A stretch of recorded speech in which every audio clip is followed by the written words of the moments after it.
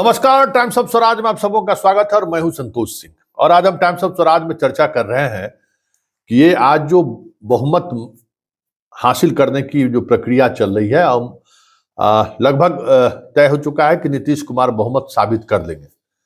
लेकिन इस बहुमत साबित करने की प्रक्रिया में जो चीजें चली है, उसका असर इस राज्य में जो शिक्षकों का आंदोलन चल रहा है उस पर कितना पड़ेगा, ये समझने की जरूरत है। तमाम हम शिक्षक प्रेमी, शिक्षा प्रेमी, शिक्षकगण की नजर आज के इस विधानसभा विश्वास मत पर तो है ही, मेरी भी नजर है, लेकिन इसका इम्पैक्ट क्या पड़ेगा कल के आंदोलन पर, जरा वो समझ लीजिए। देखिए, इसमें कोई दो मत नहीं कि नीतीश कुमार बहुमत साबित भी कर लेते हैं, साबित भी कर दिए मान लीजिए, लेकिन अब वो नीतीश कुमार नहीं रहे। अब न नीतीश कुमार में वो ताकत रही। नीतीश कुमार अब कह सकते हैं कि अब कठपुतली वाले मुख्यमंत्री हो गए, क्योंकि जिस तरीके से बीजेपी ने उनको बचाए रखने की कवायद की है, फिर विजय सिन्हा और सम्राट चौधरी का जो बॉडी लैंग्वेज है, जिस तरीके से वो अब खुद ट्वीट करके चीजों को रखते हैं, तो ऐसे में अब नीतीश कुमार सिर्फ कठपुतली सीएम होंगे। बीजेपी की चलेगी और बीजेपी बड़े भाई की भूमिका में रहेगी, ये भी तय है। लेकिन बड़ा सवाल यह है कि बीजेपी के बड़े भाई की भूमिका में आने के बाद क्या शिक्षकों के प्रति उनका रुख नरम रहेगा क्या, ये बड़ा सवाल है। क्योंकि विपक्ष में रहते हुए उन्होंने तो बड़ी बड़ी बातें कही हैं। प्रदेश के सारे कार्यकर्ताओं के साथ वो पटना में भी जुटे, लाठीचार्ज हुआ, उनके एक कार्यकर्ता की उस दौरान मौत भी हो गई, बहुत सारी चीजें हुई।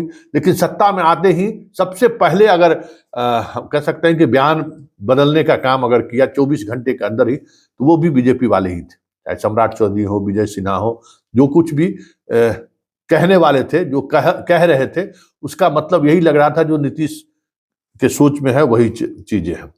लेकिन अब फर्क पड़ना चाहिए, क्योंकि शिक्षक जिस तरीके से गोलबंद हुए हैं, शिक्षक ने जो अपनी ताकत दिखाई है, उस ताकत से नीतीश घबराए या ना घबराए, बीजेपी को तो घबराहट होगी ही होगी।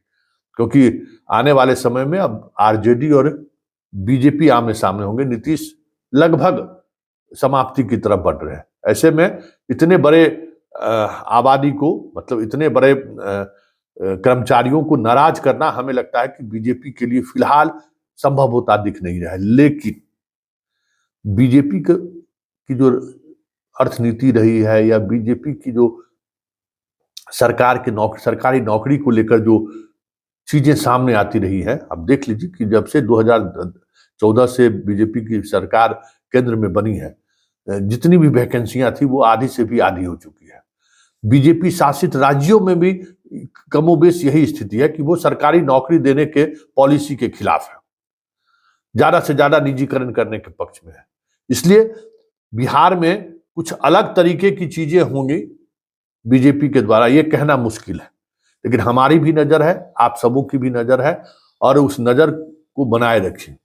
वैसे कल जो आंदोलन है, उस आंदोलन को लेकर जिस तरीके की शिक्षकों की तैयारी चल रही है, और जितनी कमजोर सरकार सामने में है, ये भी बात है, सरकार बहुत अब कमजोर सामने में है। बड़ी मुस्तैदी के साथ, बड़ी दिमागी तौर पर अगर सियासत को साधने की कोशिश अगर शिक्षक नेता करते हैं, शिक्षक कर्मी करते हैं, तो हमें लगता है कि जिस मांग को लेकर शिक्षक सड़क पर पिछले कई दिनों से हैं, हमें लगता है कि उस पर कुछ सकारात्मक चीजें सामने जरूर आ सकती हैं। चलिए, हम भी उम्मीद करते हैं। एक लंबी लड़ाई है, इस लड़ाई में हम सब लोग साथ हैं, उसी सूझ को लेकर कि बिहार के शिक्षा व्यवस्था में सुधार हो, बिहार का शिक्षा व्यवस्था जो बेपटरी हुआ है वो फिर से पटरी पर वापस लौटे।